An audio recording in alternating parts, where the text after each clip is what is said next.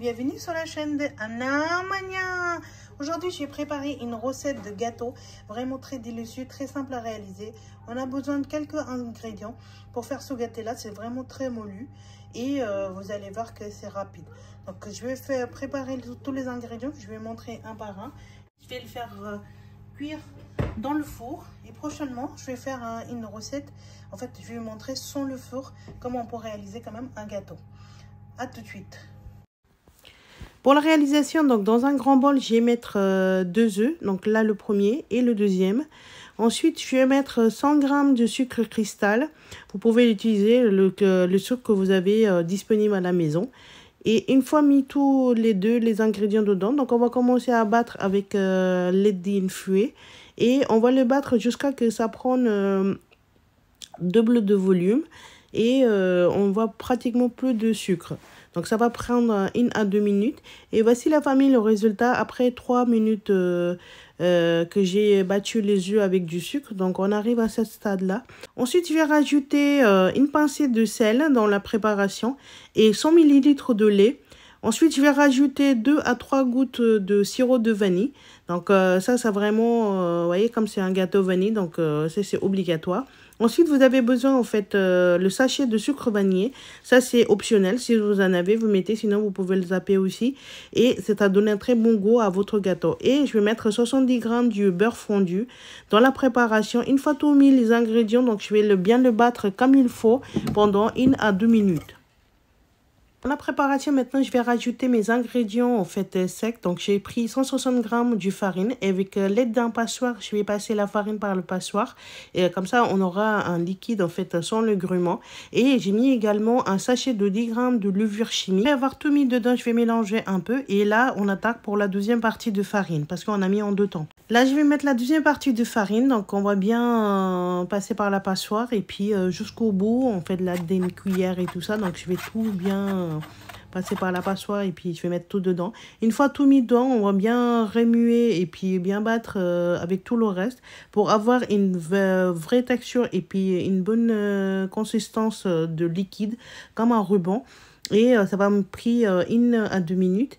Et si vous trouvez que là, à ce stade-là, que c'est trop liquide, donc vous pouvez rajouter un petit peu de farine. Si vous trouvez que c'est trop épais, donc vous pouvez rajouter éventuellement du lait. Mais là, ce n'est pas le cas. Donc, les mesures que je vous ai données, c'est vraiment les mesures très exactes. La famille, après avoir bien battu, on arrive à ce stade-là. Je vais vous montrer la consistance à l'aide d'un spatula.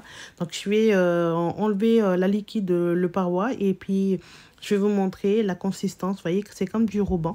Là, c'est la consistance exacte. Donc, on va attaquer pour mettre dans le moule de 26 cm, donc j'ai déjà mis la papier de cuisson et ensuite je vais juste beurrer le moule en fait à l'aide d'un pinceau et je vais mettre même sur les côtés aussi comme ça pour ça sera très facile pour en fait démolir notre gâteau. Voilà la famille, je vais mettre toute la préparation dans le moule. Donc, vous voyez, comme la consistance, c'est comme du ruban. Donc, je vais tout mettre et comme je vous ai dit, on ne gaspille rien du tout. Donc, je vais nettoyer le bol bien comme il faut avec une aide de spatula. Et puis, je vais tout mettre dedans aussi. D'une cure-dent, je vais juste faire tourner la pâte un petit peu pour que s'il y a des bulles qui restent... qui se transforme, donc il faut que ça se part. Et je vais tapoter 2 à 3 fois pour que ce soit équilibré les surfaces. Et là, direction four. Réchauffer le four à 180 degrés et je vais mettre en cuisson pendant 30 minutes à 180 degrés. Après, je vous montre le résultat. À tout de suite la famille. Ici la famille, je vous montre après 30 minutes de cuisson, je l'ai ouvert une fois juste pour vérifier, la cuisson elle est top. Donc là vous pouvez voir le résultat, la couleur elle est très bien aussi. Donc je vais laisser dans le four pendant 10 minutes encore. Donc je vais pas fermer complètement la porte, je vais mettre un chiffon entre la porte et le four et je vais laisser pendant 10 minutes et après je vous montre. Comme ça aide en fait pour ne pas dégonfler le gâteau. Là comme vous pouvez voir c'est très bon le résultat et là c'est vraiment très doux. Ça sera un gâteau très moulu. Donc je vais l'ouvrir pour vous et je vais la sortir pour vous montrer le top résultat. Donc je vais prendre une assiette.